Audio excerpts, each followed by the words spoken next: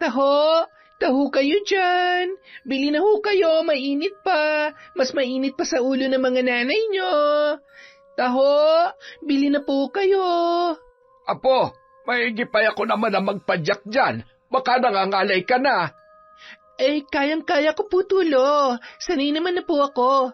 Ay, naku, kang bata ka. Hindi ka pa ba napapagod? Maya-maya ay may pasok ka pa. Magluluto ka pa ng paninda mo sa eskwelahan. Si Lola na raw po ang bahala dun, Lolo. Mas maigi na ho itong ako nagpapadyak, kesa naman sumakit na naman yan tuhod ninyo.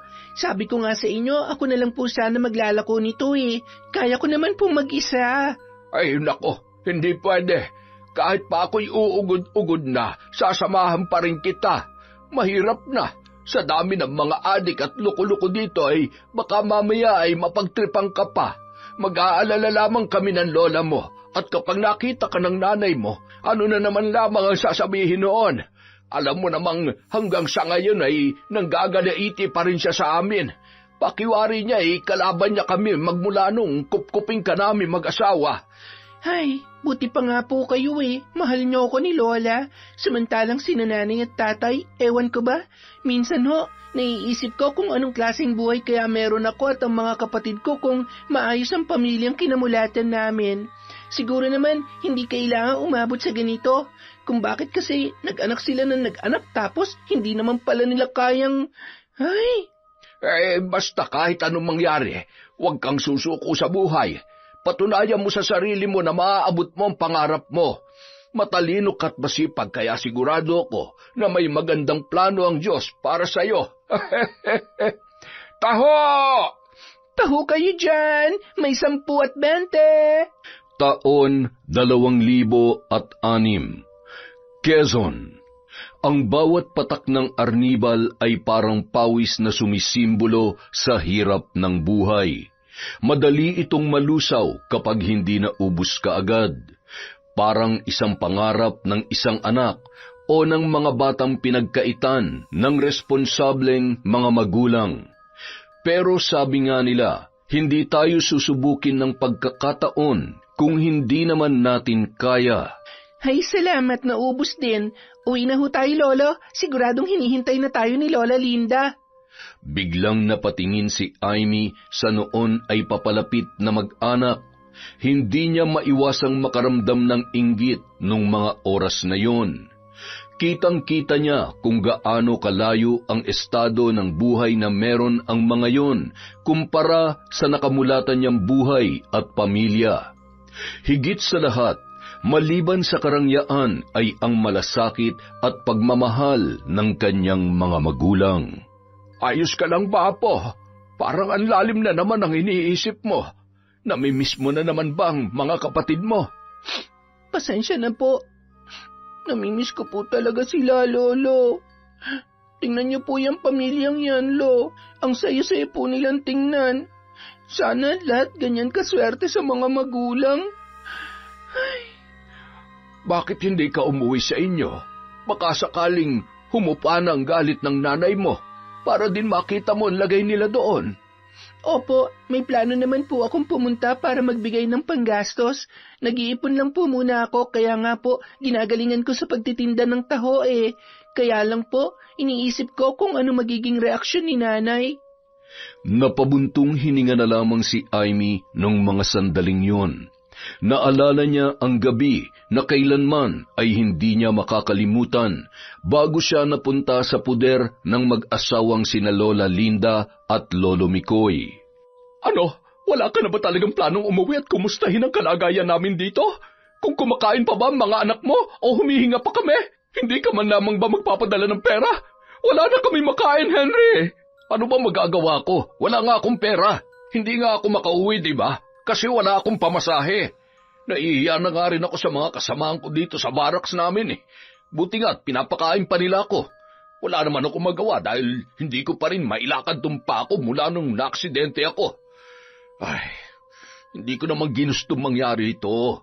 Alam kong nahihirapan ka na pero bahala ka na munang dumiskarte dyan. Kapag magaling na ako at makakapagtrabaho na, magpapadala naman ako sa inyo kaagad. Pangako yan. Ay, nako, lobat na pala ako. Sige na, babalitaan na lang kita. Huwag ka nang tumawag dito. Hiniram ko lamang itong cellphone sa kasamahan ko. Henry, sandali! Buisit! Ang dami-daming dahilan. At nagawa niya pa talaga akong patayan ng tawag. Ano ipapakain ko sa mga anak mo? Talaga bang hanggang sa ganito na lamang ang buhay namin? Ay nako! Si Amy naman sa halip na makatulong na puros pag-aaral pa rin ang inaatupag. Anong oras na hindi pa rin umuwi? Wala talagang pakinabang ang babaeng yun, oo. Nay, ang sakit ng tiyan ko. Nagugutom na po kami. Wala tayong pagkain. At saka kung nagugutom ka, mas nagugutom na rin ako. Ang mabuti pa'y matulog na lang muna kayo at huwag niyo akong iiyakan, makakatikim kayo sa akin. Gigisingin ko na lamang kayo kapag may pagkain na. Sige na. Ay. Bit-bit ang isang supot na may lamang ilang piraso ng tinapay. Naririnig ni Amy ang boses ng kanyang ina na si Winnie habang naglalakad papasok sa kanilang tarangkahan. Natitiyak niya na mainit na naman ang ulo noon, kaya naman patakbo na siyang pumasok sa kanilang bahay. Nay, nandito na po ako. Mano po? Oh, bakit ka umiiyak? Ay, heto, may dala akong tinapay. Tinapay? Maghapon kaming wala makain tapos magdadala ka ng... Ay! Ito na lang po ang nakayanan kong bilhin at iuwi ngayon, Nay. May biglang ambagan kasi sa klase namin kanina. Salamat, Ate Amy, ha. Halina kayo, kain na tayo. Ito, hati-hati tayo. Mikmik. Yan, hati din kayo dyan, ha. Ang sarap, ate. Nay, sa inyo na lang po itong tira nila. Mabubusog ba ako dyan? Kahit man lang sana isang kape binilhan mo ako. Ay, siya nga pala. Nakausap ko ang tatay mo. Hindi pa rin daw siya makapagtrabaho. Hayop na yon, hindi talaga maaasahan kahit kailan. Halos mahigit 1 taon na po siya ron. Imposible naman pong tatagal siya sa barracks kung hindi naman siya makapagtrabaho. Pakakainin ba siya ng mga kasama niya doon ng ganoon katagal? Pakiramdam ko po talaga, Nay. Ano bang pinagsasasabi mo? Huwag na natin problemahin yan. Kung nagsasabi man siya ng totoo o hindi, bahala siya. Huwag lang siya magpapahuli sa akin. Sa ngayon ang kailangan mong gawin, tulungan ako at ang mga kapatid mo. Sabi ko naman sa iyo, magtrabaho ka na eh. Maghanap ka na ng mapapasukan. Pwede ka naman ng pumasok bilang kasambahay. Marami akong kilala sa bayan para kahit papano ay makaahon na ahon na tayo. Kayang-kaya mo naman na magtrabaho ng pambahay. Nay, hindi po pwede. Paano po ang pag-aaral ko? Pag-aaral? Mamamatay na tayo sa gutom, pag-aaral pa rin na nasa isip mo. Hindi ka ba naaawa sa mga kapatid mo? Nay, konting tiis na lang po sana. Malapit naman na po akong graduate ng high school. Ilang buwan na lang po. Kapag nakatapos po ako at nakapasa ng scholarship sa kolehiyo, hindi naman na po tayo maglalabas ng pera. At pangako po, pagsasabihin ko po ang pag-aaral at pagtatrabaho para makatulong po ako sa inyo, tsaka po sa mga kapatid ko. Gusto ko rin po na mag-aral din sila. Talagang ipinipilit mo pa, ha? Bakit ako? Nabuhay naman ako kahit hindi ako nakapag-aral, ah.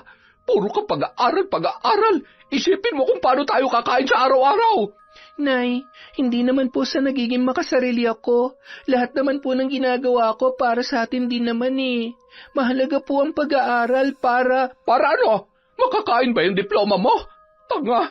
Magtrabaho ka para magkapera at kung talagang gusto mong makatulong. Akala mo ba kapag may diploma ka na, yayaman ka na agad? Kalokohan yan. Pumunta ka muna sa tindahan ni Aling Melba. Umutang ka ulit ng bigas at sardinas o kahit itlog para may hapunan tayo. Bilisan mo na't nang mapakinabangan naman kita. Pautangin pa po kaya tayo ni Aling Melba? Sabi niya po kasi, isasara niya na muna po yung lista natin eh. Nung nakaraan pa po kasi yung naniningil. Eh di dumiskarte ka kung paano. Nag-aaral ka, di ba? Bakit hindi mo gamitin yung kokote mo? Marahan na inilapag ni Amy sa ibabaw ng isang maliit na mesa na yari sa kahoy ang kanyang bag. Pagkatapos ay nagmamadali yung nagpalit ng damit. Ipinagpag niya ang kanyang palda at isinabit yon sa hanger. Gagamitin niya kasi ulit yon kinabukasan. Yung puting blouse naman na uniforme ay itinabi niya muna at plano niyang labhan pagdating niya galing sa tindahan. Napabuntong hininga si Amy nang makita ang mga kapatid na masayang-masaya na sa tinapay na kanilang kinakain. Pero alam niya hindi sapat yon para maibsan ang gutom na kanilang nararamdaman. Kaya kahit nahihiya na siya kay Aling Melba, naglakas loob pa rin siya na pumunta sa tindahan para mangutang. Aling Melba? Aling Melba? Oh, ano? Nagpadala na ba yung tatay mo? Magbabayad na ba kayo? Aling Melba? Ano po? Wala pong pera na pinadala si tatay eh. O tapos? Anong pinunta mo kung hindi ka pa rin naman pala magbabayad? Pwede po bang mangutang ulit? Wala po kasi talaga kaming hapunan ngayon eh. Tapos, mula po kanina, tinapay lang po ang kinain ng mga kapatid ko. Sige na po, Aling Melba. Pautangin niyo na po ako. Ay, kotang-kota ng pasensya ko ngayong araw, Aimee. Alam mo, naaawa ko sa'yo. Pero sa tingin ko, kailangan ko muna makausap ang nanay mo. Aba, ang liit na nga nitong tindahan ko ay puro utang pa. Paano naman ako kapag nalugi na to? Ang haba-haba na nitong listahan nyo. Oh, ayan, tingnan nyo. Kayo na nga itong nakapuno ng notebook ko eh. Aling Melba, notebook po? Che, pareho lang yan. Sige na, umuwi ka na muna. Sabihin mo sa nanay mo, pumunta siya dito. Hindi yun lagi na lang mukha mo nakikita ko. Ang nanay mo kapag may utang, natututong pumirmi sa bahay. Ay, ang sakit ng ulo ko sa inyo. Umuwi ang dalaga na wala kahit anong dala. Nagtangka pa siyang pumunta sa iba pang tindahan na malapit sa kanila, kaya lamang ay sarado na ang mga yon. Nang makarating siya sa bahay ay lalo lamang uminit ang ulo ni Wenny nang makita na walang dalang pagkain si Aimee. Nay, kayo raw po ang pumunta doon, sabi ni Aling Melba. Ay, alam mo, kanina pa ako napipikon sa'yo, ha? Ikaw ang inuutusan ko, tapos ngayon akong papupuntahin mo doon? Nay, ang gusto lang po naman ni Aling Melba ay makausap kayo. Pagbigyan niyo na lang po siya para hindi niya na po isipin na wala na po kayong planong magbayad. Mas maganda rin po kasi na nakikipag-usap tayo ng maayos. Alam mo, kung makapagsalita ka, parang akala mo wala akong isip. Ano, yung ba natututunan mo sa pag-aaral mo? Umastang mayabang? Pwes, tingnan na lang natin kung makakapag-aral ka pa sa gagawin ko. Nasaan na yung gunting? Nay, wag po. Ano pong gagawin niyo? Akin na po yung uniform ko, Nay. Itong mga gamit mo, dapat dito punitin at sunugin. Ayan, yan ang dapat sa mga yan. Wala ka pang nararating napakayabang mo na at saksakan ng tigas ang ulo mo. Nay, tama na po. Bakit niyo po ginagawa sa akin to? Anong klaseng nanay kayo? Ito na lang po ang meron ako. Ako na nagsusumikap sa kabila ng sitwasyon natin. Bakit yung ibang magulang, mahirap din naman sila pero sinusuportahan nila mga anak nila? Bakit po kayo hindi niyo magawa sa akin yon? Wala kang karapatang sumbatan ako at pagsabihan ako ng kahit na ano. Masyado na malaki ang sakripisyo ko mula nung araw na binuhay kita. Anak lamang kita. Kung hindi ka susunod sa gusto ko, lumayas ka na lang. Total wala ka namang malasakit sa mga kapatid mo eh. Umalis ka na at hayaan mo na lang kaming mamatay sa gutom dito. Ano ba tinitingin mo? Lumayas ka! Wala kang kwenta! Ate, nanay, huwag niyo paalisin si ate. Ate, huwag mo kaming iiwan. Pumasok kayo sa kwarto kung ayaw niyo palayasin ko rin kayo kasama ng ate niyo. Ito ang tandaan mo, Aimee. Hanggang diyan ka na lang. Kaya kung ako sa'yo, tumigil ka na sa pagiging ambisyosa mo. Pinapangako ko, kahit anong mangyari, hindi ako tutulad sa inyo. Patutunayan ko na kaya ko at hindi ko kakalimutan ang gabing ito. Umalis si Aimee sa kanilang bahay nung gabing yon. Wala ni isang gamit o kahit piso man lang. Nakisakay lamang siya sa jeep at hindi nagbayad. Maswerteng kakilala niya ang konduktor. Bandang 8:00 ng gabi nang siya ay makarating sa may palengke. Napangiti na lamang ang dalaga nang makita niyang naglalakad si Lolo Mikoy kasama si Lola Linda. Ninong at ninang ang mga yon ng nanay at tatay niya sa kasal. Nagtitinda si Lolo Mikoy ng taho sa labas ng eskwelahan tuwing umaga, kaya madalas sila ay nagkikita.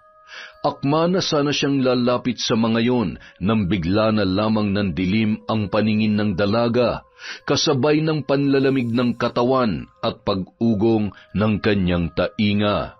Sweetie Pie, may nawalan yata ng malay. Ay, Diyos ko, buti na lang at hindi siya nasagasaan. Tara, lapitan natin. Humawak ka sa akin, Sweetie Pie. Madulas masyado itong semento. Baka madapa ka. Miss gising. Naku, wala yatang kasama. Kilala niyo po ba siya? Teka, Sweetie Pie, hindi ba't yung panganay to ni Winnie at ni Henry? Oo nga. Ay, sus Mariosep, tumabi nga kayo at lalong hindi makakahinga ang apo namin.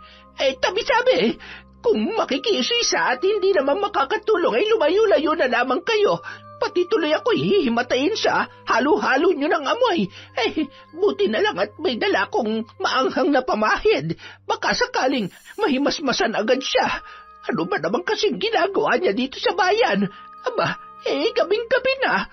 Kung hindi nga lang tayo naubusan ng gamot ay malamang tulog na tayo ng mga oras na ito. Baka inutusan ni Winnie. Apo, gising. Kaninang umaga lang ay nakita ko pa siyang pumasok sa eskwela. Lola? Ay, salamat naman sa Diyos at nagkamalay ka na. Ano ba nangyari sa'yo? Sa gutom at pagod lang po siguro to, Lola. Hindi po kasi ako kumain kaninang tanghali Tapos, pagkatapos po ng klase ko kanina, naghugas pa ako sa karinderya doon sa may school. Yung tinapay po na binili ko pa uwi, ipinakain ko po sa mga kapatid ko at kay nanay pagdating ko. Jesus Mariosep, ano ba tinahayaan kang pumasok na nanay mo na walang baon na tanghalian? Paano ka makakapag-aaral na maayos kung kumakalami ang tiyan mo? Paano kung hindi ka namin nakita? Ano bang balita sa nanay at tatay mo? Nasa Maynila raw po si tatay. Mula po kasi nang umalis siya para magtrabaho, isang beses lang po nagpadala ng 1,000 tapos hindi na po naulit. Sabi niya po na disgrasya raw siya at hindi na makapagtrabaho kaya walang-wala po talaga kami. Pinagsasabay ko po mag-aral at umextra kahit 50 o 100 na bayad, okay na po sa akin yon. Pero ang dami po namin Hindi po talaga sasapat yon. Nakarami na ho kaming utang sa tindahan kaya mainit po lagi ang ulo ni nanay at pinalayas niya po ako. Pinipilit niya po kasi akong pumasok bilang kasambahay dito sa bayan Dahil ayaw ko pong pumayag, ginupit niya po yung uniform ko at sinunog niya po ang gamit ko. Alam ko naman pong nahihirapan na siya sa sitwasyon namin pero gusto ko lang naman pong makapagtapos. Gusto ko lang naman pong tuparin ang pangarap ko para sa pamilya namin. Ay, pambihira talaga yung si Wenyo. Siya, sumama ka sa amin ng lola mo. Huwag ka mag-alala. Gagawa natin ang paraan ng pag-aaral mo. At mas mabuti nang nasa amin ka kaysa magpalaboy-laboy ka pa. Baka kung ano pa mangyari sa'yo. Ay, oo nga naman na po. Sana'y umuwi na lamang ang tatay mo para naman kahit papaano ay may katuwang siya. Siguro nag-iisip lang din yon. Hindi naman madaling magpakananay sa napakaraming anak. Tapos, paano niya nga naman kayo pakakainin sa araw-araw kung walang sustento mula sa tatay ninyo? Kaya, intindihin mo na lamang muna siya. Tayo na. Umuwi na tayo. Sweetie Pie, pakibitbit na rin ito at ako na lamang ang aalalay kay Amy. Heto apo, mabuti pa uminom ka muna ng tubig nang mahimasmasang ka. Mula nung gabing yon, sina Lola Linda at Lolo Mikoy na ang tumayong mga magulang ni Amy. Hindi nagkaroon ng anak ang mag-asawa, ngunit meron silang pinag-aaral noon at nagtatrabaho na sa Maynila. Samantala, naglakas loob si Amy na bisitahin ang kanyang mga kapatid. Malayo pa, rinig niya na ang ingay na nagmumula sa loob ng kanilang bahay. Nay, anong meron? Kailan pa nagsimula ang pasugalan dito? Nasaan po ang mga kapatid ko? Anong ginagawa mo dito? Ano? Inayawan ka na ba ng mga konsentidor na matatanda? Nandito po ako para kumustahin kayo at ang mga kapatid ko. Akalain mo may pakialam ka pa pala sa amin ng mga kapatid mo, no? Hindi ko akalain yan. Maayos ng kalagayan nila, kaya nagsasayang ka lang ng oras dito. Umalis ka na. Sandali, ano bang ibig niyong sabihin? Ano pong ginawa niyo? Saan niyo dinala mga kapatid ko? Makulit ka rin talaga, no? Wala na nga sila dito. Pinaampun ko na para naman wala na akong isipin pa. At saka, kesa naman mamatay sila sa gutom, hindi ba? Nay, paanong... kanino? Saan ko sila makikita? Gusto ko makita mga kapatid ko. Pwede ba wag mo nga akong dramahan, Amy? Ginawa ko lang kung anong tama para sa kanila at wala ka na magagawa pa. Tsaka huwag kang umasta na parang may pakialam ka sa mga kapatid mo. Kasalanan mo kung bakit kailangang umabot sa punto na kailangan ko silang ipaampon dahil makasarili ka. Nay, hindi totoo yan. Walang araw na hindi sila sumagi sa isip ko. At sa kabila ng lahat, inaalala ko pa rin kayo. Ba't kailangan nyo isisi sa akin ng lahat? Alam mo, buti pa umalis ka na. Mamalasin pa ako sa sugal sa kadramahan mo eh. Aalis ka ba? Gusto mong kalad ka rin pa kita? Gusto mong makita mga kapatid mo? Hanapin mo. Sige na, umalis ka na. Storbo. Ay, ang tibay mo rin kasi, Weni. Hindi ko kaya yung ginagawa mo. Wala ka man lang ni isang tinira. Alam mo, Amy, mas mabuti pang iwanan mo na ton nanay mo. Baka mamaya, ikaw naman ang... Alam mo na. Sira, wala akong anak na saksakan ng tigas ng ulo. Isa pa, alangan naman magpakahirap ako at mabaliw-baliw kung paano ko sila bubuhayin samantalang si Henry, ayun, wala nang paramdam. Baka nakahilata lang yun at nakatingala sa kisame. Mula sa di kalayuan, pinagmamasdan niya pa ang kanyang ina na patuloy lang sa pagbabalasa ng baraha. Wala ba talaga siyang nararamdaman kahit konting konsensya lang sa ginawa niya? Ano ba talagang ginawa niya sa mga kapatid ko? Nasaan na kaya sila? Napapahid na lamang ng luha ang dalaga bago tuluyang tumalikod. Habang nasa biyahe, hindi niya pa rin mapigilan ang pagpatak ng kanyang mga luha. Pagdating sa bayan, napatakbo pa siya nang makita ang isang batang lalaki na palakad-lakad. Sorry, akala ko kasi... Ngumiti lamang ang bata at agad na ring umalis. Tumungo na lamang siya sa may sakayan ng tricycle. Ilang minuto pa ang hinintay niya bago tuluyang nakaalis yun. Bandang 7:00 na ng gabi nang siya ay makauwi sa kanilang bahay. Amy, kumusta ang lakad mo? Nagkausap ba kayo ng maayos ng nanay mo? Kumusta mga kapatid mo? Sa halip na sumagot, mahigpit na yumapos na lamang si Amy sa kanyang lola Minda at humagulhol. Ano ba nangyari?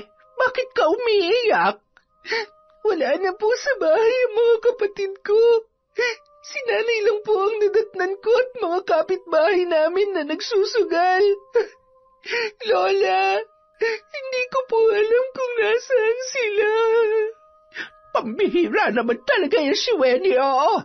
Ay, ayaw kong husgahan kung paano siya magpasya, pero sana'y nasa mabuting kalagayan ng mga kapatid mo. Huwag ka masyadong mabahala. Kung sakaling pinaampun niya mga bata, ay di mas mabuti para mabigyan ng atensyon ang mga pangangailangan nila. Sana nga po, Lola. Alam niyo po kung ano ang mas masakit? Yung makita si nanay na parang wala lang. Na parang mas masaya pa siya na hindi niya na kami kasama. Siguro'y dahil na rin sa wala na siyang mapagpilian, kundi ang ipaampun na lamang ang iyong mga kapatid. Mahirap din, lalo na't wala nang paramdam ang tatay mo. Kung ako nasa kalagayan niya, gagawin ko rin siguro ang ginawa niya. Mahirap, hindi tayong nasa sitwasyong yon. Ay, huwag ka nang umiyak. Sa ngayon, ayusin mo lalo ang pag-aaral mo. Magsumikap ka para sa iyong sarili. Kapag ayos na ang lahat, magkakaroon ka pa ng pagkakataon na hanapin at makita ulit sila. Opo, Lola. Patutunayan ko sa sarili ko at kay nanay na makakapagtapos ako. Hindi ko man alam kung saan magsisimula sa paghahanap sa mga kapatid ko, pero hindi po ako susuko. Hindi ako titigil na hanapin sila at masiguro na nasa maayos silang kalagayan. Huwag ka mag-alala, Apo.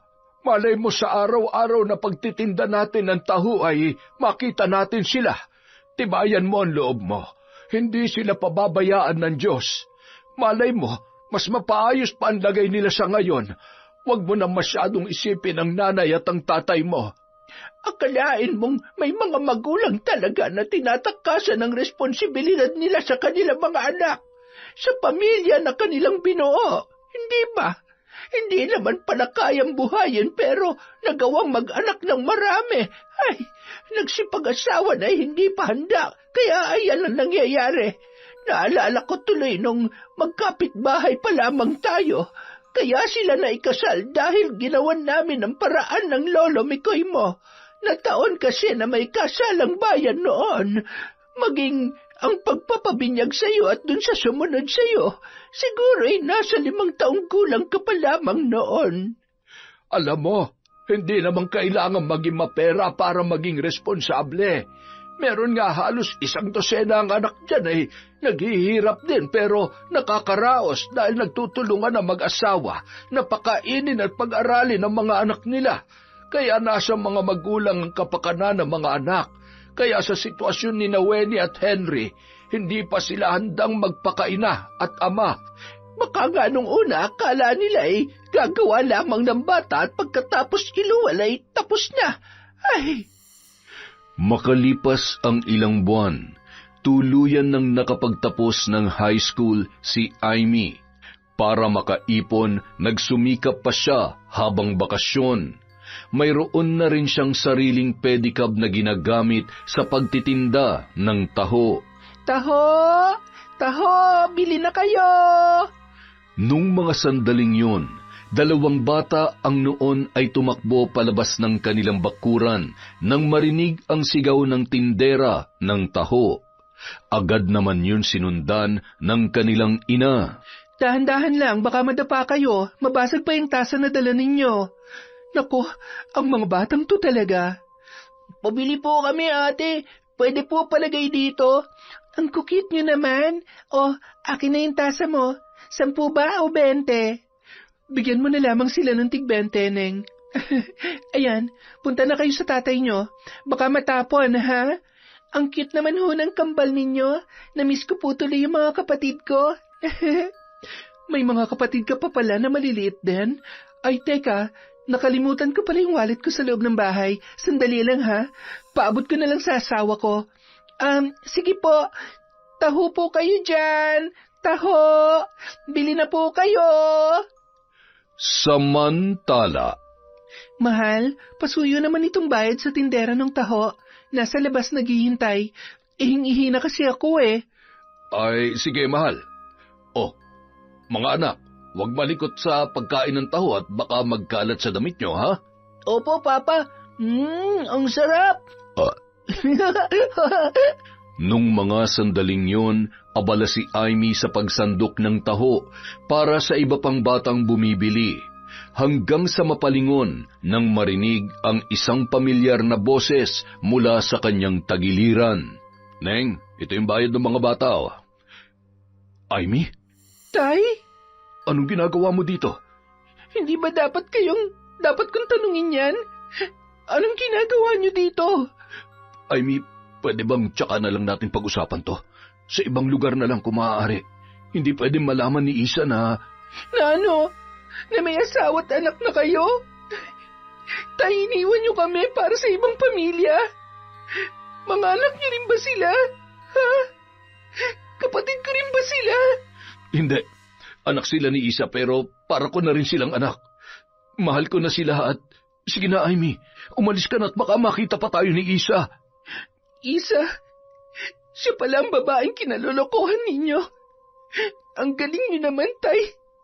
Kahanga-hanga ang pagiging ama at asawa mo sa kanila. Puntahan niyo ako bukas sa bahay nila Lolo Mikoy. Kung hindi, babalik ako dito at ako mismo magsasabi sa kanya ng katotohanan. Agad na umalis si Amy sakay ng kanyang pedicab.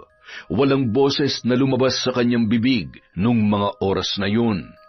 Pakiramdam niya ay sasabog ang kanyang dibdib dahil sa galit. Hindi niya lubos maisip na magagawa silang abandonahin ng sarili nilang ama para sa bago nitong kinikilalang pamilya. Samantala, Parang ang tagal mo yata. Anong pinag-usapan niyo ng tindera ng taho? At mukhang seryosong usapan niyong yon, ha? ay nagpakwento lang ng konti. Nagulat lang ako dun sa tindera. Natuwa ako sa kanya. Napakasipag naman para mapagsabay pa ang pag-aaral at pagtitinda. Grabe ha, ilang minuto lang marami na agad kayo na pag-usapan. Kung sabagay, maganda yung nagtitinda ng taho at masipag pa, kaya kahit sino nga namang lalaki, magkaka-interes. Mahal naman, ayang ka na naman eh. Nagsiselos ka na naman. Wala yun. Isa pa, wala nang mas gaganda pa sa'yo sa paningin ko. Tsaka ang bata pa nun. Sa edad kong to, para ko ng anak yun kung sakaling nakapag-asawa ko ng maaga-aga. Huwag ka na magtampo. I love you. Mahal na mahal ko kayo ng mga bata. Ay, talaga? Sabi mo yan ha? Ay, alam mo kung gaano ka namin kamahal ng mga bata. Nagpapasalamat ako na nakilala kita. At kung gaano mo kami napapasaya. Kaya hindi ko na yata kakayanin pa na mawala ka sa buhay ko. Naging maayos man ang pag-uusap ni na Isa at Henry, hindi pa rin maiwasan na maghinala ni Isa dahil sa mga kakaibang ikinikilos ng lalaki. Kapansin-pansin na tila may malalim na iniisip si Henry. Ay, sinong babaeng yun sa buhay niya? Kailangan ko malaman kung anong ugnayan nila sa isa't isa. Ni minsan hindi pa ako nagkamali ng kutob, kaya alam ko at nababasa kong kilos ni Henry. Meron siyang tinatago sa akin. Samantala, Alam mo, naaawa ako kay Amy. Matapos niyang malaman na may iba nang binabahay ang tatay niya, hindi ko mawari kung gaano kasakit yun para sa kanya. Lalo na't hanggang sa ngayon ay wala siyang ibang iniisip kundi ang kanyang mga kapatid. Ay, Alam mo, pareho naman may problema sina Henry at Winnie. Hindi naman siguro maghahanap ng iba kung... Aray, bakit mo naman pinitik ang uso ko? dahil hindi ko nagugustuhan niyang sasabihin mo. Aba, kung hindi pa sila nagkaanak ng animay, hindi pa niya malalaman na hindi si Winnie ang babae na gusto niya. Style yung mga lalaki, oo. Porke nakakita ng mas mapapakinabangan, kaya ayon, humanap ng iba. Kilala ko si Henry, tamad yun, kaya hahanap at hahanap talaga yun ng may kayang babae. Nakarma sana siya sa ginagawa niya. Isa din niyang si Winnie. Pasasaan ba't pagsisisihan niya na pinamigay niya lahat ng anak niya na parang kuting lamang? Ay, naku, Sus Mariosep. Ang sinasabi ko lang naman ay baka sakaling maayos naman ang pamilya nila kung maayos din magdala ang babae. Manahimik ka na dyan. Huwag ka na makipagtalo sa akin. Ay, oo nga. Ito na nga tatahimik na. Kung sa bagay, bakit nga naman ako makikipagtalo sa iyo babae ka nga pala. Lagi naman kayo ang tama. Matulog na lamang tayo. Huwag ka nang magalit, Sweetie Pie. Pakis nga ako. Musok ka doon. Huwag ka masyadong dumikit at mainit. Di naman mainit. Nilalamig nga ako Sige na. Tigilan mo ako, Mikoy. Kay tanda-tanda na natin, napakaharot mo pa rin. Aray ko, Sweetie Pie naman. Muntik mo nang tamaan yung ano ko. Kapag nabasag to, patay tayo dyan. Mabuti nga at nang madala ka naman. Magbago ka na. Kay tanda-tanda mo nang lintik ka. Pambihira naman buhay ito. Hindi na nga makaisa muntik pa mabasagan. Baka hindi na ako makapansiks nito. Anong sabi mo? Wala. Matulog na ka ako. Init ng ulo mo Huwag mo akong utusan na 1 linggo, ha? Akala mo dyan? Kinabukasan, maagang nagising ang mag-asawang sina Lola Linda at Lolo Mikoy. Gayon din si Amy na katatapos lamang magwalis. Hindi muna sila magtitinda sa araw na yon dahil umaasa sila na pupunta si Henry para kausapin ang kanyang anak na si Amy. Habang nagkakape sa balkonahe, panay naman ang irapan ng 2 matanda na agad namang napansin ng dalaga. Oh, Lolo, Lola, magkagalit po ba kayo? Bakit ho pareho kayong nakasimangot at Huwag mo na lamang pansinin yan, lolo mo. Kulang lamang yan sa yapos. Siya nga pala, tingin mo, pupunta kaya ang tatay mo? Hindi ko po alam, Lola, pero sana nga po pumunta siya. Gusto ko pong malaman niya kung anong naging resulta ng ginawa niyang pag-iwan sa amin. Ay, gusto ko siyang sumbatan, Lola. Pareho lang sila ni Nanay. Pareho silang walang pagmamahal sa aming magkakapatid. Napaka-unfair po na habang masaya siya sa piling ng babae na yon at sa mga batang hindi naman niya kaano-ano, ako araw-araw na nangungulila sa mga kapatid ko. Hindi ko alam kung saan ko sila hahanapin at kung kailan kami magkikita-kita ulit. Huwag ka mag-alala, Apo. Lilipas din ang lahat ng yan. Ang sakit na nararamdaman mo. Lahat ng pagsubok na pinagdaraanan at pagdadaanan mo pa. Yan ang huhubog sa iyo para maging mas matibay bago mo maabot ang mga pangarap mo. Salamat ho, Lolo. Buti na lang po, lagi kayong nariyan para palakasin ang loob ko. Pero ano po bang dahilan at hindi kayo nag-iimikan? Ano po bang pinagawayan ninyo? Ano? Kaya mo bang sagutin ang tanong ni Amy? Sagutin mo na mapahiya ka. Che, umaga na't lahat ay napakainit pa rin ang ulo mo. Pikon na ako sa'yo. Hay, tama na ho yan. Daig niyo po yung mag-jowang high school kung magtampuhan eh. Sige ho kayo, lalo akong malulungkot kapag di pa kayo nagbati. Lola, sige na. Huwag na kayo magalit kay Lolo. Alam niyo po ba, lagi niyang sinasabi na kayo ang babaeng pinakamagandang nakilala niya at mahal na mahal niya kayo.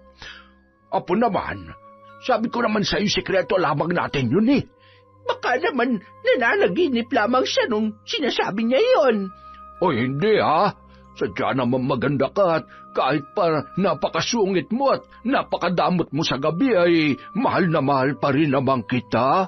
Ay siya, na, huwag ka nang magmaktol dyan. Kapag ikaw ay hinika kapag pinagbigyan kita ay sinasabi ko sa iyo, tatawag ako agad ng embalsamador. Siya, magluluto na muna ako at baka dumating si Henry. Kahit paano may maipakain man lamang tayo na magkaroon man lamang siya ng lakas ng loob na magpaliwanag ng mga kalokohan niya. Agad nang tumalima si Lola Linda at tumungo sa kusina. Ay, kita mo na, Apo. Wala talagang kakupas-kupas ang kasungitan ng lola mo. Kahit po lagi niya kayong sinusungitan, mahal na mahal niya pa rin po kayo, Lolo. Nakakatuwa nga po kayo eh. Siguro po, kung nagkaanak kayo, ang saya sa inyo po bilang isang pamilya.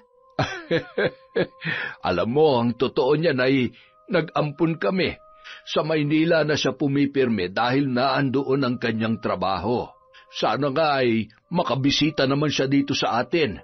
Abala yon, kaya siguro ay malimit na lamang kaming naaalala.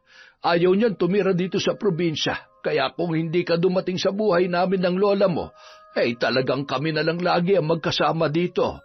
Natigil ang kanilang pag-uusap nang biglang nagtahulan ang mga aso, sabay na patingin sa lalaking papasok sa kanilang tarangkahan. O, nariyan na ang tatay mo. Ay, mukhang maayos na ang buhay niya ngayon, pero sana ganun din ang pamilya niyo kung... Ay, Mano ho, Ninong, pasensya na ho sa abala. Pumunta lang po ako para magkausap kami ni Amy. Buti naman at pumunta ka. Malaking bagay ito para gumaan ang pakiramdam niya. Eh siya, maiwan ko na muna kayo mag-ama nang makapag-usap kayo ng maayos. Anak, hindi ko alam kung paano magsisimulang sabihin sa iyo ang buong nangyari. Masyado nang marami nangyari at hindi ko na maaari pang iwanan ng bagong pamilya ko. Masaya ako sa kanila at napamahal na ako sa mga bata. Masaya? Napamahal na kayo sa mga bata? Ang galing naman. Kailangan ko ba kayong palakpakan? Ha? Sa tingin niyo magiging mabuting ama o tao kayo sa ginagawa niyo, habang yung mga totoo niyong anak ay... Naisip niyo man lamang bang kalagayan namin? Kung kumakain pa ba kami? Kung humihinga pa kami? Nakakatulog ka ba sa gabi? Hindi man lamang ba kami sumagi sa isip mo? Masisisi mo ba ako? Buong buhay ko, ngayon ko lang naranasan na magkaroon ng ganitong buhay. Yung akong inaasikaso't inaalagaan. Kaya tinalikuran niyo kami na totoo niyong pamilya? Naririnig niyo ba ang sarili niyo? Sobra kayong makasarili, Tay. Ngayon yung mga kapatid ko, lahat sila pinaampun ni Nanay. Hindi ko alam kung nasa ang mga kapatid ko. Pareho lang kayo. Bakit niyo pa kami pinanganak? Paray-paranas ang hirap ng buhay. Ano, yun lang ba dapat ang gampanan niyo sa amin? Isilang niyo kami tapos bahala na kami sa buhay namin? Ano kami, pusa? Kung ano man ang naging pasya ng nanay mo, siguradong yun ang alam niyang makabubuti para sa kanila. Ay, kung makapagsalita ka naman, alam mo kung tutuusin, napakalaki ng utang na loob mo sa akin. Aba, nung nakilala ko nanay mo, kahit papaano, may maayos pa akong trabaho. Kaya ikaw ang nakaranas na maayos na buhay kumpara sa mga anak namin na nanay mo. Dapat nga magpasalamat ka dahil tinanggap ko kayo na nanay mo nung iniwan siya ng tunay mong ama. Anong ibig niyong sabihin? Hindi kayo ang tatay ko? Oo, kaya sa halip na sumbatan mo ko, magpasalamat ka na lang. Sinungaling! Sinasabi mo lang yan para paniwalaan ko. Para hindi ko kayo sisihin. Ayaw niyo lang masisi sa lahat. Gusto niyo lang tuluyan takasan ang responsibilidad niyo sa amin. Sinabi ko lang kung anong totoo. Ang totoo, nandito ako hindi lamang para humingi ng tawad kung sakaling nasasaktan ka man sa sitwasyon natin. Amy, kailangan na lang nating tanggapin at magpatuloy na lang tayo sa kanya-kanya nating buhay. Huwag mo na lang sanang sabihin to sa nanay mo. Mula noon, hindi naman kita totoong anak pero tinanggap kita at inako na parang akin. Sana huwag mong kalimutan yon. Ito na sanang huli nating pagkikita at pag-uusap. Wala naman na talaga akong magagawa eh. Sino nga ba naman ako para sumbatan kayo?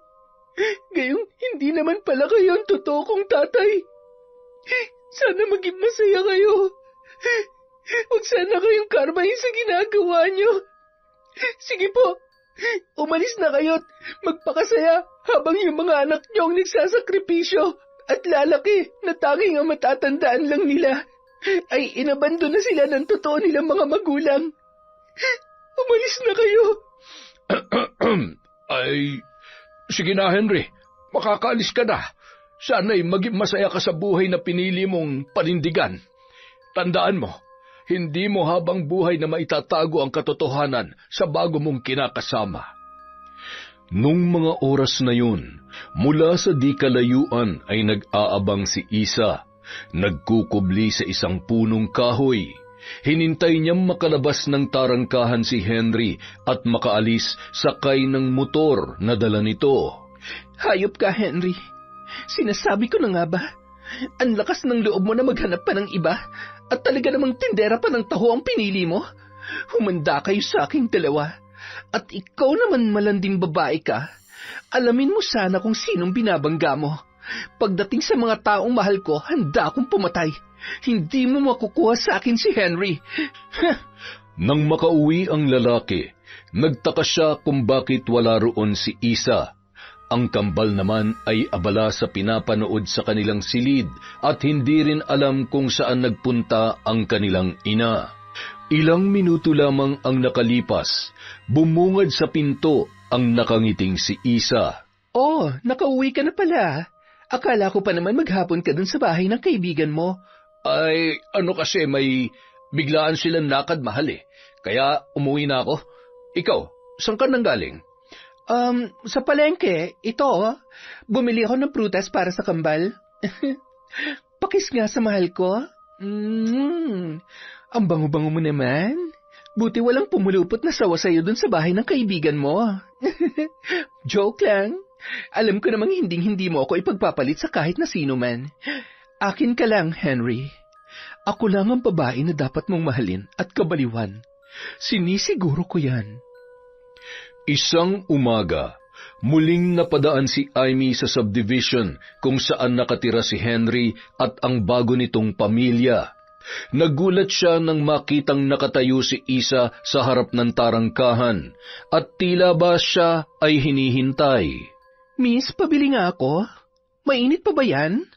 Ibibigay ko lang sa asawa ko para mahimasmasan. Huwag mong damihan ng arnibal, ha? Hindi maganda sa katawan yan. Baka maumay agad si Henry at biglang umayaw. Hindi ba? Tama ho kayo. Nakakaumay nga ho kapag sobrang tamis. Alam mo, hanga talaga ako sa kasipagan mo, pati na rin si Henry. Akalain mo, nagtsatsaga ka magtinda ng taho, nabibilad sa init, at masyado yatang malaki ang pangangailangan mo. Pinag-aaral ko po kasi ang sarili ko. Yun lang po ang dahilan kaya kailangan ko magsipag. Ang importante naman po ay wala akong ibang taong inaapakan. Talaga? I mean, tama ka. Tama yan. Mas maigi na yan kesa maghanap ka ng lalaki na may pamilya na sa ngalan ng pera. Merong mga ganun eh. Buti hindi mo naiisip na gumaya sa kanila. Hindi ko po kayang gawin yon, lalo na't biktima ho ang pamilya namin ng mga babaeng basta na lamang pumapatol sa may asawa at may mga anak na. Sige ho, sa susunod na lang po ulit. Sandali, may dumi ka sa ulo. Tatanggalin ko lang muna. Ayan, okay na. Mag-iingat ka, ha? Salamat po. Sige po, ma'am. Kung ano-ano pang sinasabi mo. Ay nako, sana lang alam mo na ikaw ang babaeng tinutukoy ko. Kapag dumating ang araw na malaman mo ng totoo, sigurado akong kakainin mo lahat ng sinasabi mo. Ay, tama si na lolo't lola, kesa magalit ako, aayusin ko na lang ang buhay ko at hindi ako susuko na mahanap ang mga kapatid ko.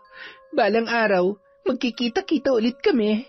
Habang papalayo si Amy, nakangisi namang nakatanaw si Isa na pinagmamasdan ang hibla ng buhok na nasa kanyang palad.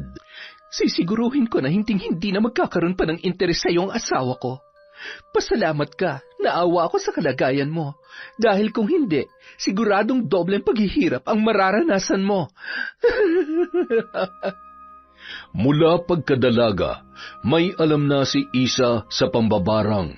Natutunan niya yon sa kanyang lola at maging sa kanyang ina. Tubong si Kihoram mga yon at lumipat lamang sa Quezon kung saan naging maayos ang negosyo ng ama ng babae nung yun ay nabubuhay pa.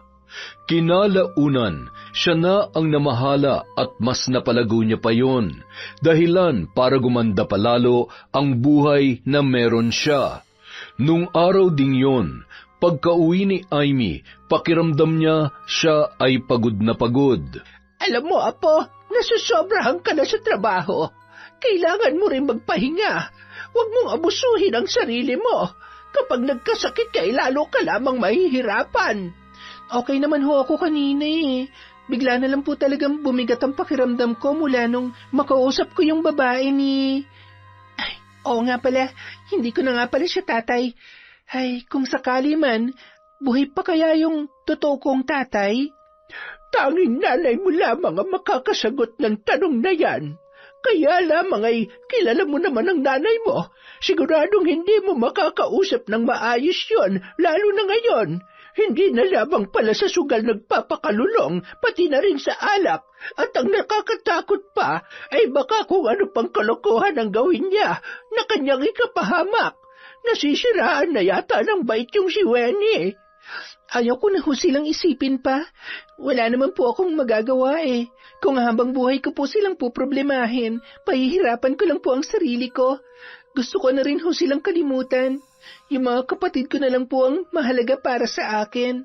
At kayo na po ni Lolo ang mga magulang ko.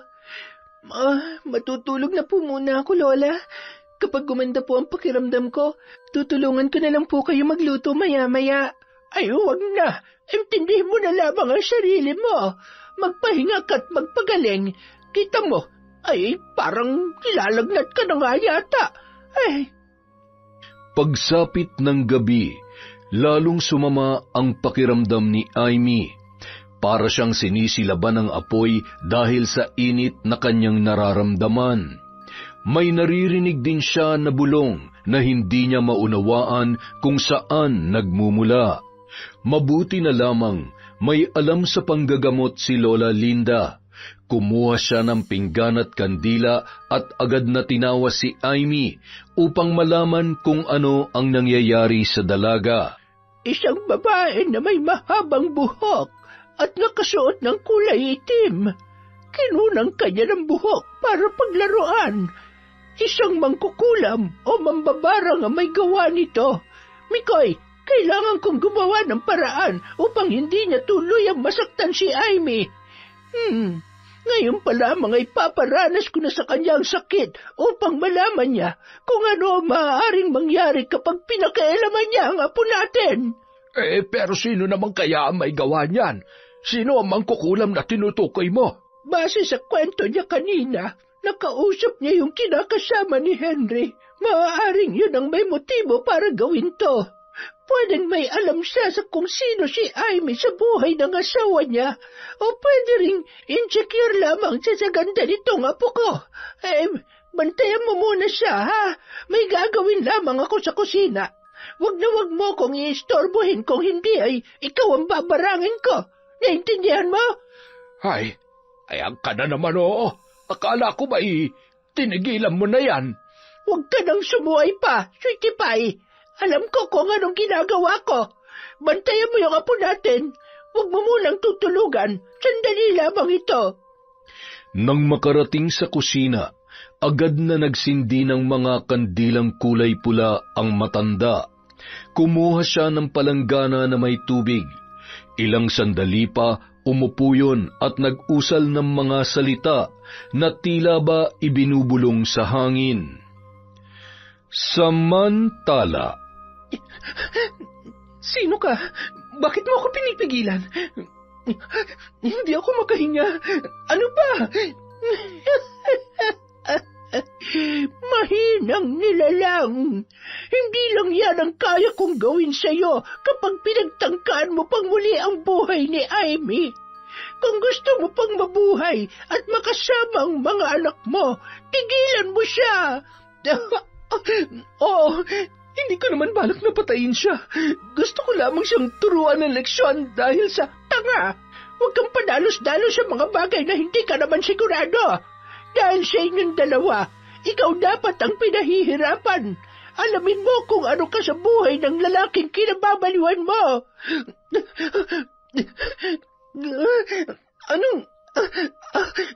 Anong ibig niyang sabihin? Ano ba talagang kailangan ko malaman tungkol kay Henry? Kinaumagahan, naging maayos na ang lagay ni Amy.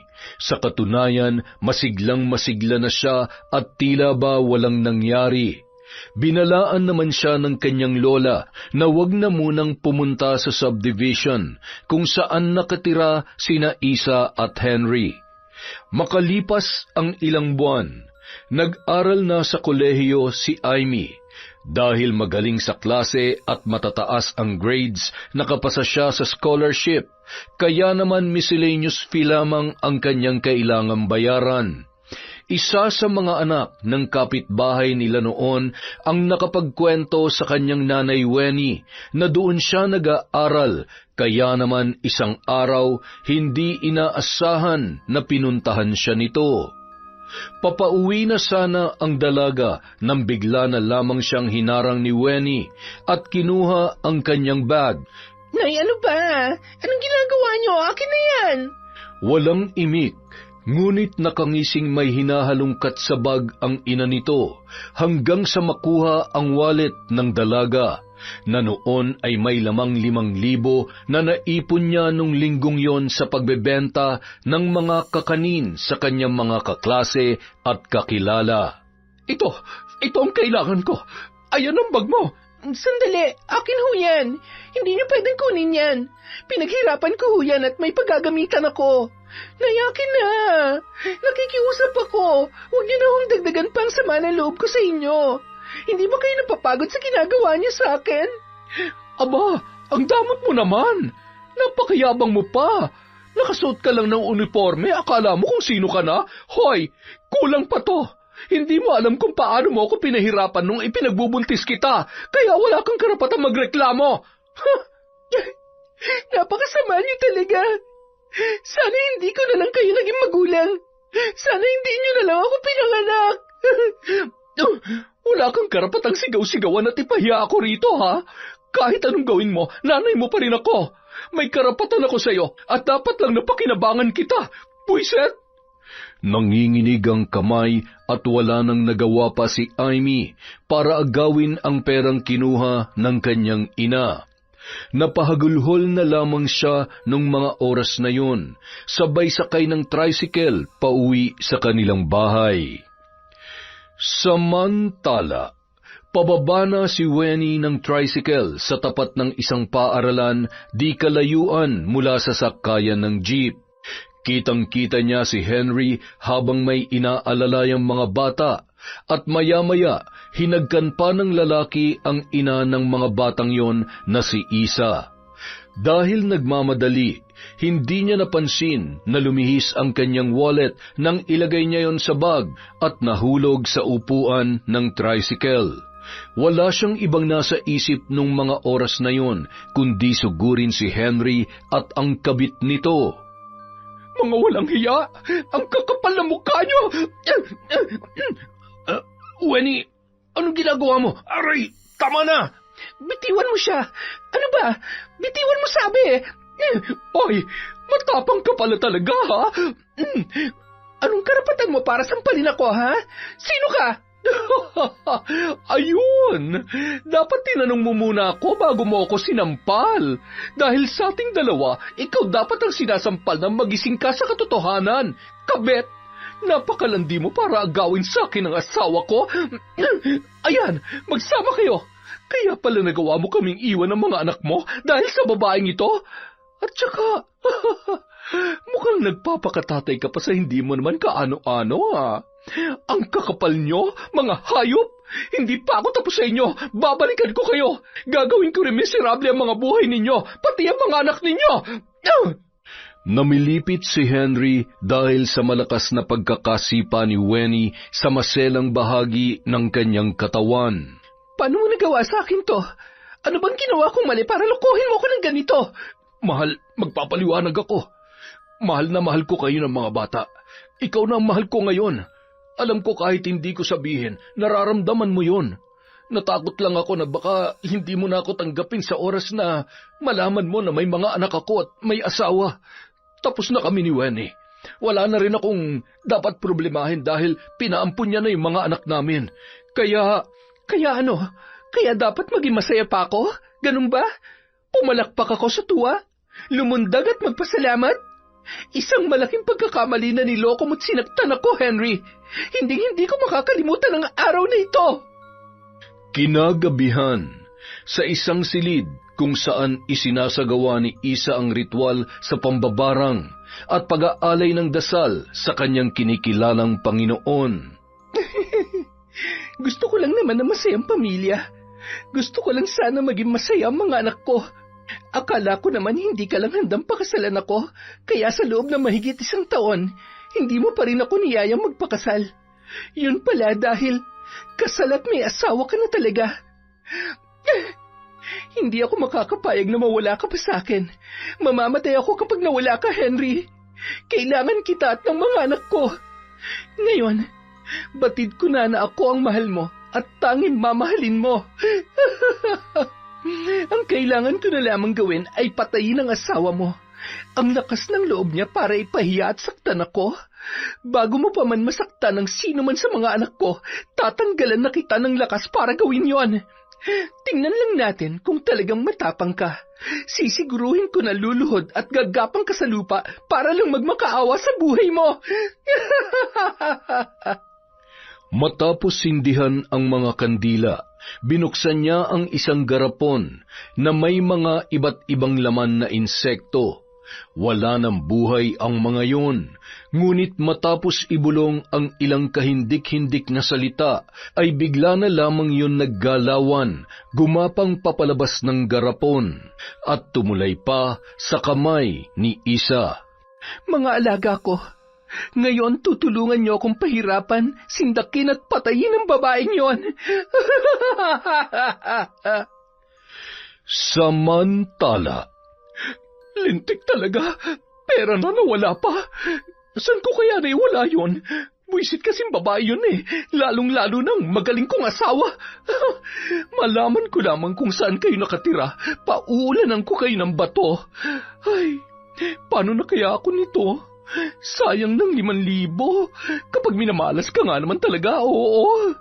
nang gabi ring yun, papahiga na sana si Weni nang mapansin niyang may sumisitsit at bumubulong sa kanyang tainga. Kasunod noon, may lumitaw na itim na maliliit na bukol sa kanyang balat na tila ba natuyong bulutong. Napakakati ng mga yon at hindi niya magawang pigilan ang sarili na kamutin hanggang sa dumugo na ang mga sugat. Napahiyaw pa siya nang makita ang mga insekto na lumalabas mula sa ilang sugat sa kanyang leeg at dibdib. Huh? Ano nangyayari sa akin? Ano mga to? Tulong! Tulungan niyo ako! Ayaw ko pa mamatay! Naging mas malubha ang kalagayan ng babae. Kumalat ang balitang yon sa kanilang mga kapitbahay at agad naman yung nakarating kay Amy. Punta mo yung nanay mo. Nakakaawa. Kapag nakita mo lagay niya, siguradong, basta, kailangan niya ng tulong. Alam ko masama ang loob mo sa kanya, pero kahit anong mangyari, nanay mo pa rin siya. Ay, sige, susubukan kong dalawin siya bukas. Salamat. Nang makauwi si Amy, agad niyang ipinaalam kina Lola Linda ang kanyang natuklasan. Baka sakaling mabawasan ang sama ng ugali kung totoo man na may sakit siya. Sasamahan kita bukas para masigurong hindi kanya masasaktan. Hindi na rin ako makakapayag pa na pagbuhatan kanya ng kamay at kung ano-ano pa. Ako, hindi niyo ba ako isasama? Hindi. Dito ka lang at magbilang ng mga lamok dito sa loob ng bahay. Kasi naman magkita pa kayo ng ex mo. Akala mo ba hindi ko alam na kapitbahay lamang nila yung babae na kinababaliwan mo noon? Ay, sus, Mikoy, manigas ka dyan. Ay, ayan na naman kayo. Nagsisimula na naman kayo eh. Kinabukasan. Anong ginagawa niyo dito? Ano, masaya ka na ba na makita ako sa ganitong kalagayan? Hindi ho madaling ipagsawalang bahala na lamang lahat ng ginawa niyo sa akin. Pero hindi ho ito ang tamang panahon para magbilangan pa tayo ng sama ng loob. Gusto ko lang ho kayong tulungan at malaman kung bakit kayo nagkakaganyan. Ay, hindi ko alam. Basta, nagsimula ito nung magkita kami ng tatay mo at nung lintik na kabit niya. May samang kukulam siguro o kung ano man ang babaeng yon. Siya nga. Tama ang hinala ko. Ngayon, nakahanap ka na ng katapat. Ang tawag dyan ay karma dahil sa mga ginawa mo. Ay, bakit ako pa? Siya na nga tong kabit, siya pa tong... Kapag gumaling ako, hahanapin ko, tutuluyan ko na siya para kung sakaling makulong man ako'y ayos lang. Wala naman na akong pamilya. At higit sa lahat, ang importante, makaganti ako sa ginawa niya sa akin. Kumalma ka lamang, Weni. Tingnan mo nga yan lagay mo. Hirap-hirap ka na nga eh. Masyado ka pa rin matapang. Hindi ako makahinga. Nilang, gamutin niyo ako. Parang awa niyo na. Anong mga yan? Bakit ang daming uod? Pinabarang nga siya. Akalain mo yon. Akalain mo malawak din pala ang kaalaman niya sa paggamit ng itim na kapangyarihan. Ay siya. Panahon na para turuan ko rin siya ng leksyon. Kailangan niya rin matutong ilugar ang kanyang sarili. Ihiga mo na maayos ang nanay mo. Isara mo ang mga bintana at pinto. Kailangan kong may sagawa ang ritual sa lalong madaling panahon. Bago niyo pa man tuluyang bawiin ang buhay ni Weni. Agad namang sumunod ang dalaga sa utos ni Lola Linda.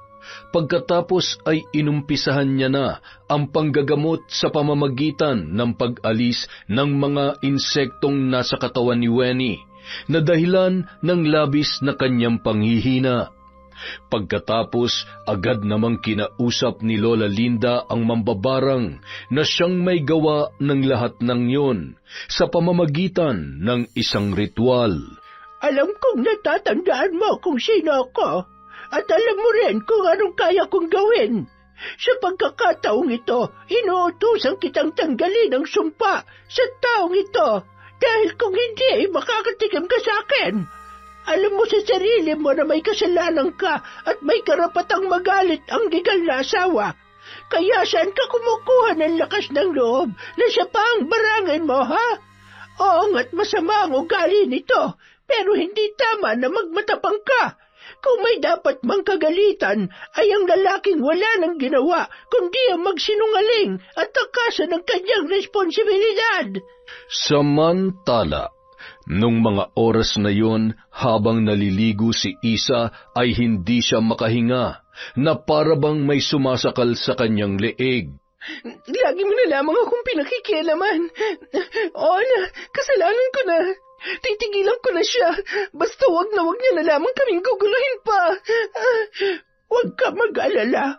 Mukha namang wala na siyang planong balikan ng lalaking minsan nang nanloko sa kanya. Ikaw, ano bang meron si Henry at hindi mo mapakawalan? Para kang nag-aalaga ng sawa na siya rin lilingkis at lalaban sa iyo ng buhay. Kaya kung ako sa iyo, gumising ka na sa katotohanan. Mahal ka lang niya dahil naibibigay mong pangangailangan niya. Hindi na siya magbabago pa. Tingnan mo ang sarili mo. Nakakagawa ka ng malaking kasalanan dahil lang sa isang walang kwentang lalaki. Tandaan mo, posibleng ikaw rin o ang mga anak mo ang magbayad sa mga pinaggagawa mo. Manahimik ka na. Sino ka para diktahan ako? Wala kang alam sa nararamdaman ko. Ganon ha? Ako talaga'y ginagalit nito Etong sa'yo.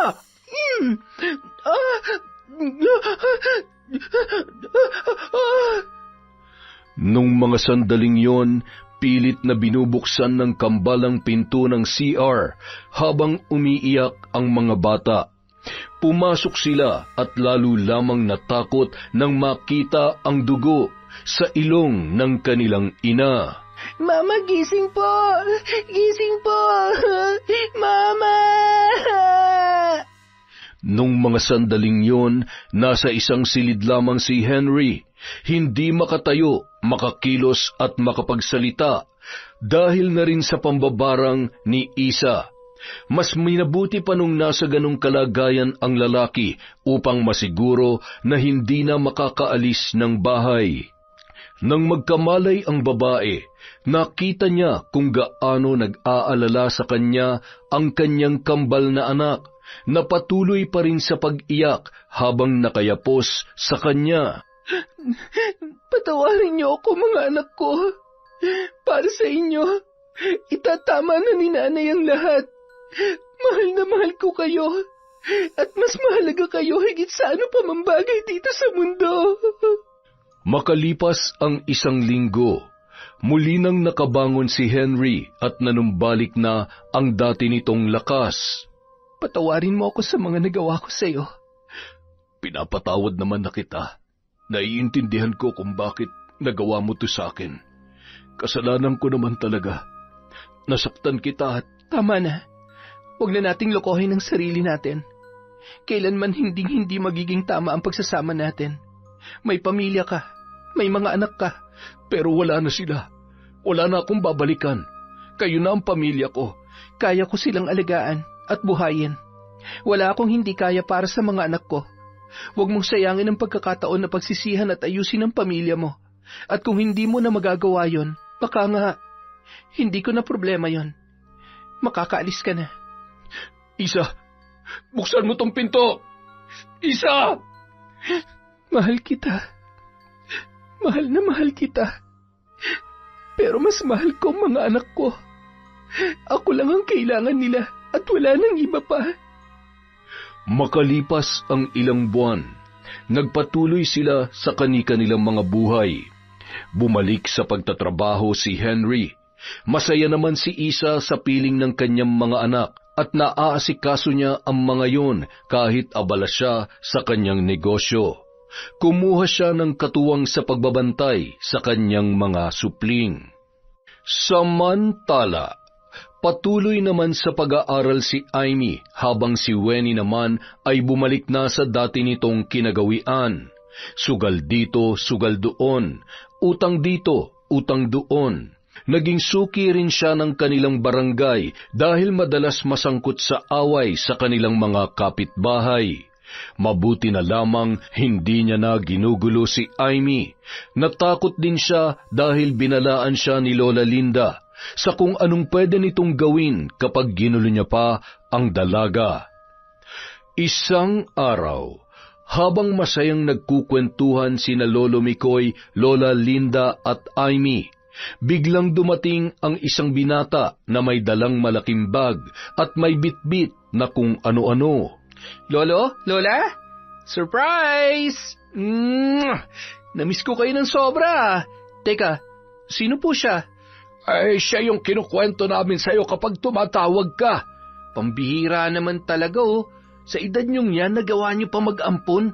Sa halip na sarili niyo na lang ang, excuse me, akala mo sa akin, pabigat kina lolo't lola, aba, nagtatrabaho tumutulong ako para may panggastos kami araw-araw. Hindi katulad mo na matapos tulungan, iniwan mo sina lolo't lola. Ngayon ka nga lang bumalik tapos, abay, huwag naman kayo mag-aaway. Pambihira naman Tuloy ka sa loob, apo. Ilagay mo muna dyan ang mga gamit mo dahil yung kwarto mo ay... Pati po ba naman yung kwarto ko pinamigay niyo na rin? Dapat pala hindi na lang ako umuwi. Di bumalik ka na sa Maynila. Gusto mo ihatid pa kita gamit yung pedicab na ginagamit namin sa pagtitinda ng taho? Yak! Sa forma kong to, isasakay mo ako doon? Bakit? Hindi mo kaya? Kasi maarte ka. Hindi mo nga pala afford mabuhay dito sa probinsya. Di ikaw na. Akala mo naman ikinapogi mo yan? Duh! Alam mo, nakakapikon ka. Mas nakakapikon ka, ang yabang mo. Hindi ba talaga kayo titigil? Ay, sorry po, Lola. Ikaw kasi. Ano ako? Ikaw nga dyan Ay, para kayong mga aso't pusa. Ang mabuti pa, kilalanin niyo muna ang isa't isa na magkasundo kayo. Magpalit ka na ng damit, Migo, at ipagtitimpla kita ng kape. Mula nung araw na yun, walang araw na hindi nag-iiringan sina Migo at Amy.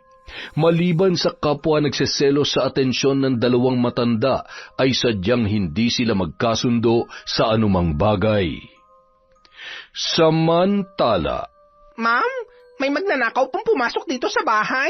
Pumasok po sa kwarto at naubos po lahat ng laman ng kabinet niyo, ma'am.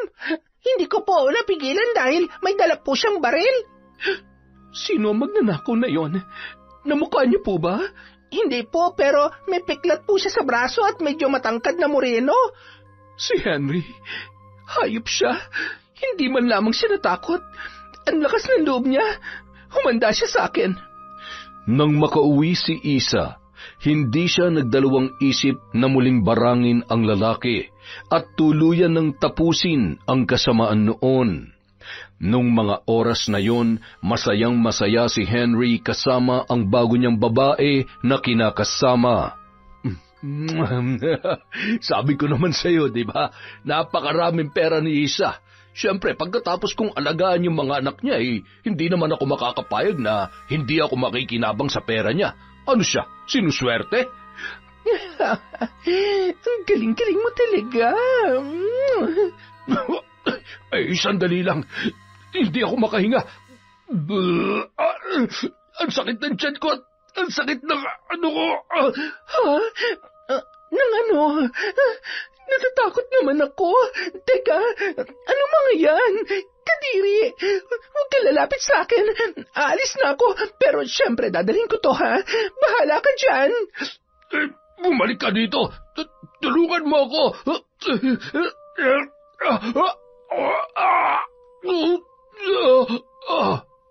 Kasabay ng paglabas ng mga insekto sa mata, ilong at tainga ni Henry, tuluyan na rin siyang binawian ng buhay. Kung alam ko lang na gagawin mo sa akin to, sana nun pa kita tinuluyan. Sana hindi na lang kita minahal. Traidor ka. Makalipas ang ilang taon, natapos na ni Amy ang kanyang pag-aaral. Isa na siyang ganap na guro at naging estudyante niya pa sa high school ang kambal ni Isa. Kaya pala parang pamilyar ka sa akin, teacher. Ikaw na pala yan. Masaya ako na nagsumikap at nakatapos ka. Siguro kung nabubuhay ang tatay Henry mo, nagsisisi na siya na iniwan niya kayo ng mga kapatid mo. Imposible naman ho yun. Di bali ho, nakita at nakakasama ko naman ho ang tunay kong tatay na matagal na rin po pala akong hinahanap. Si nanay naman po, kakalaya lang sa kulungan dahil sa mga kinasangkutan niyang kaso. Ay, alam mo, hanga ako sa'yo. Kasi hindi ka man sinuwerte sa magulang, hindi mo hinayaang maging hadlang yon para sa pangarap mo. Sige, teacher, salamat ha.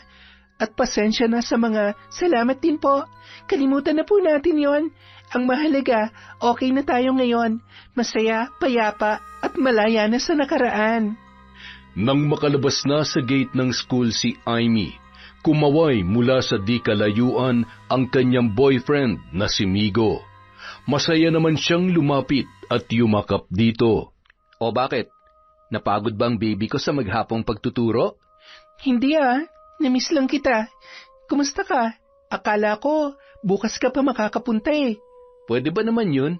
Ngayon ang anniversary natin. Alam mo baby, nakakatuwa no? Sino mag-aakala na magkakatuluyan tayo? Halos isuka mo ako nung una.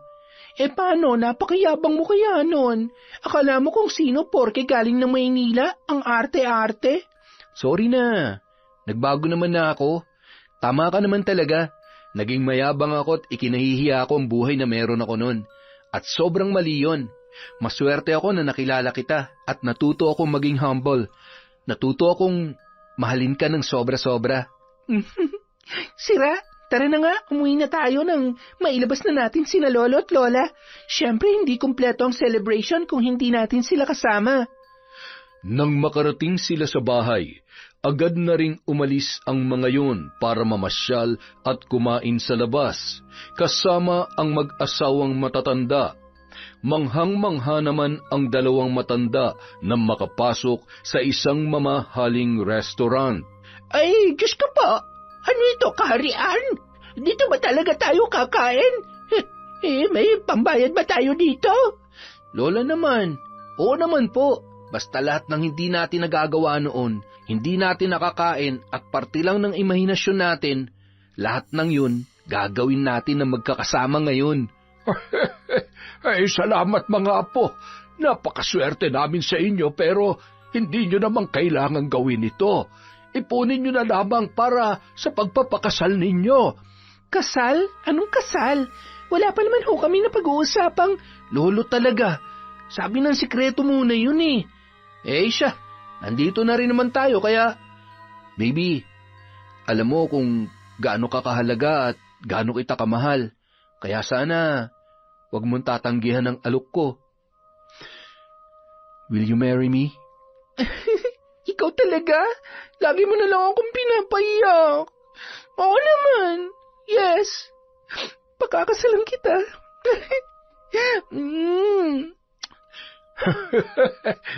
Ganyan na ganyan din ako sa iyo, sweetie pie. At hanggang ngayon, hindi pa rin ako nagsisisi na ikaw ang pinakasalan ko kahit pasaksakan ka ng ano. Sabihin mo, ituloy mo yung sasabihin mo kung gusto mong isang linggong matulog sa labas ng kulambo. Sweetie pie naman, nagbibiro lang naman ako eh. Huwag ka naman magalit. Ito naman Huwag mo akong kakausapin. Nagugutom na ako.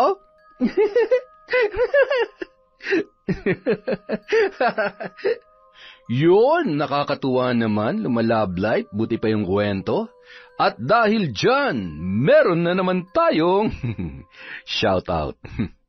Simulan po natin kay Hayashi Megan, Mel Santa Rita, kay Kaizini, Philip Adano, Bisaya Vloggen, hi po kay Finky Rusi 14, Marcos Balingasa at Romela Terrado from Bob Dylan Dingkong.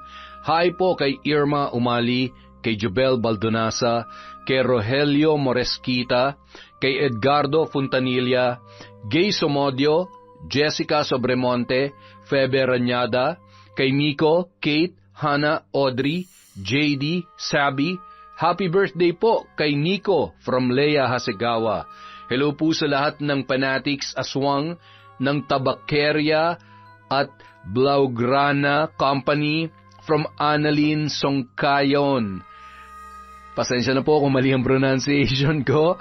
Hi po kay Maria Maylene Mejia, kay Rezaline Punan, kay Zenny Guardian from Quezon Province, kay Marilyn Vinancio, kay Zenaida Deza, kay Mari of UAE, mag-iingat po kayo palagi, kay Jenmer Garcia, kay Larry Gumangan, ingat po kayo. Kayo po ang mga idol namin dyan, boss, sa ibang bansa. Kay Roseda Bakel, o Rosda Bakel, kay Marlon Quieta, kay Johnny Zemato, Lady Dam, Marilor Guevara, Revilla Espiamba, kay Jocelyn Arroyo from Andrea Fernandez, kay Teacher Cielo Baal from Bicol. Hi po kay Richel Torres ng Gapan from Joven Torres. Hi kay Olive, kay Marieta Yoto, kay Ninita Lozada, Reza Dominguez, Ramil Fariolin, Kim Seca, Rowena Dumanat, kay Elsa Havinia, kay Chona Baynosa, kay Filipina Palsario, Maria Rivera, Madir Lilay sa Japan.